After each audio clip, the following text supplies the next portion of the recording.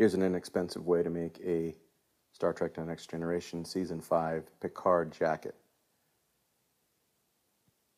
First of all, you go onto Target, and you can see that this is actually a Target made or Target brand fleece jacket, and it comes in multiple sizes for adults, men and women. So if it's just for a child, you could actually order maybe an extra small or small women's size, and it might actually fit a 9, 10, 11-year-old somewhere in there. And so what you get is originally this gray shouldering here. And as you can see, I'm actually adding some black velvet fabric that I just got from the fabric store over that. And I'll continue on to the shoulders.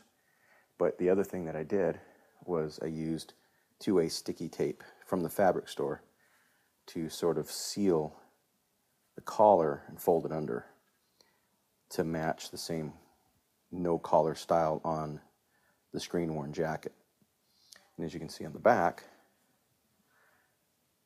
there's another Target logo, and the gray actually continues. The one thing I noticed was that the gray is more shallower in how far down it comes from the shoulder compared to the distance here to here. So that's one thing to keep in mind. So basically all I did was I used pieces of paper. Let me grab one right now.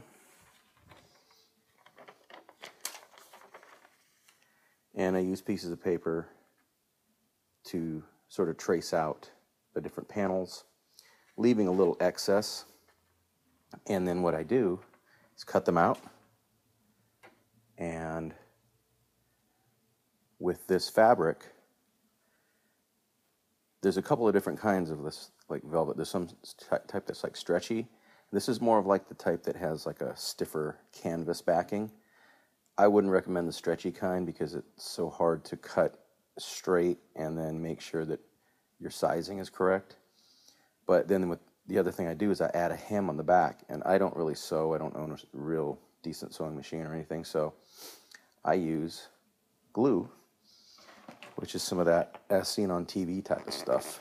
This one is the Mighty Mend It, and you got to be real careful with this stuff because it is pretty stinky, but it's like a gel type of glue, and it works really well to sort of hem without having to sew.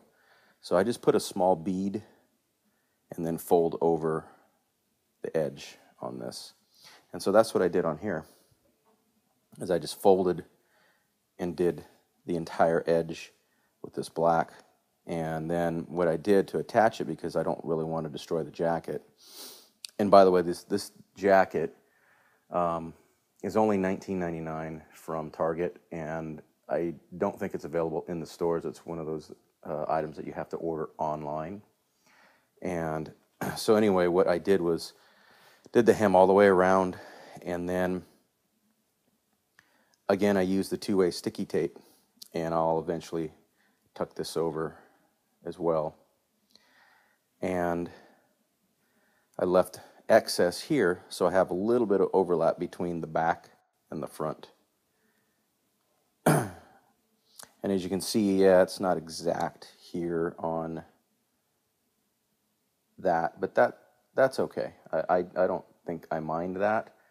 And again, this is just a really inexpensive Halloween costume. It's not going to be for cosplay or anything more serious than just walk the neighborhood with my kid and maybe a costume party, but again, nothing professional as far as cosplays.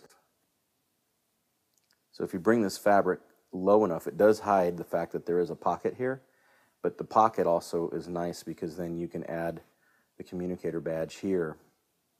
And those are easy to find. You can get the metallic ones with the magnetic backing that works as a clasp to actually hold it in place. The metallic ones are available at roddenberry.com, but I don't recommend those because they're shiny and they're not matching the ones that were screen used. The ones that were used on the TV show were not metal, and they were just painted to look gold and silver. And so if you want a replica of the ones that were screen worn, you can actually get those at thinkgeek.com right now. I think they're about 15, 16 bucks, and those come Velcro. So that actually might work well with the fleece, where you could actually stick it right on. Mine, I've actually used super glue and magnets to create a magnetic clasp because I don't trust the Velcro. But those are much lighter weight, and the metal ones might actually cause this to droop a bit and not look as proper. So that is the jacket as it is right now.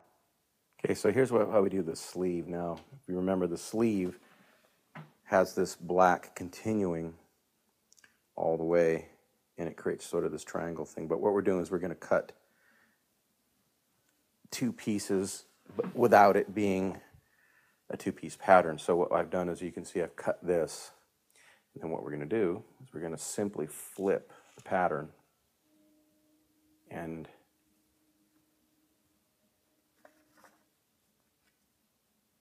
that's how we'll take and get the whole piece to go for the shoulder. And then we do it again for, in reverse though, we take the pattern and flip it the other way to get the other shoulder. Okay, so now we have the shoulder piece in place. I haven't actually attached it, and I haven't done the hem, but I'm just kind of showing it in place as a completed one side. And so I'll just do the hem, get the hem here and here, and then I'm going to leave the back side unhemmed until I attach this side first, because if you recall, I mentioned that the distance from here to here on this jacket is different on the back. So when you look on the back, you'll see that this distance here is not equal to the front on the chest. And that means that this piece is going to be too long. So what we'll just do is we'll just kind of line it up, cut it, and then hem it after we've got the piece in place. So we've got a little bit more done here. Put the communicator badge in place, just give it more of a complete look. So I've got the left chest piece done, right chest piece done, and shoulder as well. And as I mentioned before, I have to sort of custom cut this to sort of match. A little hard to get it to line up here, but leaving this here, I'm going to overlap a bit, fasten that down. And so I've got the back done as well.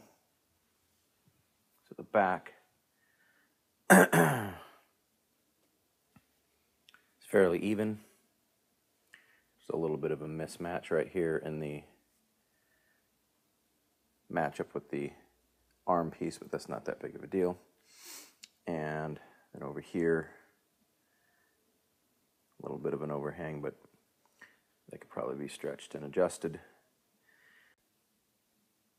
So here's the completed jacket, costume in full, with a turtleneck, an old turtleneck that I had, kind of like a dark gray green.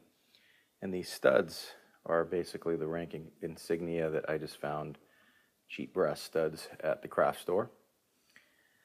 And that's pretty much it. Again, the jacket was only $20 at Target online, and you can get the communicator badge, which is the, I believe, resin one, for about 16 bucks at Think Geek right now. And the only thing else about this is that it is a brighter red than the actual screen worn jacket, but hey, it's Halloween, it's going to be dark, and this is a budget. If I remember correctly, seeing the replica jackets, the official ones that were available in Las Vegas at the Star Trek exhibit there, I believe they were around $500. This one, I think I purchased about a little over a half a yard of the black fabric. That ran me about 20 bucks, right? No, it was actually about 16 bucks. And so already owning the turtleneck, I didn't really need to buy that. So yeah, huge difference in price compared to getting something tailor-made. And I have seen on eBay Chinese companies that are offering these jackets in a phony suede, which is probably like more of like a velvet, kind of probably what like I used on the black. And they want like $100 for those. And of course, you're risking paying some overseas company for something that is probably not very well made in the first place.